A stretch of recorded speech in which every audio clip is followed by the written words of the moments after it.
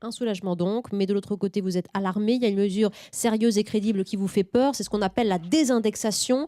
Alors, il faut que vous nous expliquiez. En gros, on ne revalorise pas les prestations sociales au rythme de l'inflation. On va donc les geler, ces allocations familiales. 350 millions d'euros d'économies à la clé et du désarroi aussi pour certaines familles.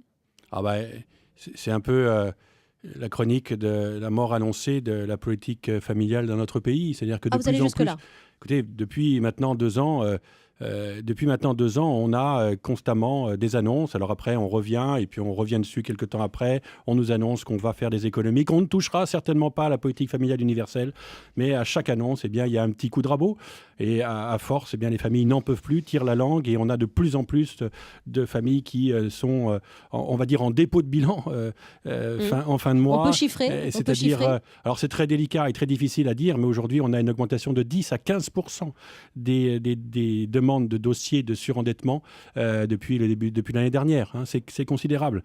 Les familles, avant, je veux dire, les pommes de terre arrivaient vers le 20 du mois. Aujourd'hui, elles arrivent le 15 du mois. Pour toutes les familles moyennes. Hein. Mm. Je parle des familles qui ont entre le SMIG et un peu plus que le salaire médian, c'est-à-dire presque 2 tiers des familles. Presque 2 tiers des familles, Alors, qui sont aujourd'hui confrontées à des situations financières dramatiques et qui demain ne pourront plus assumer l'éducation de leurs enfants dignement.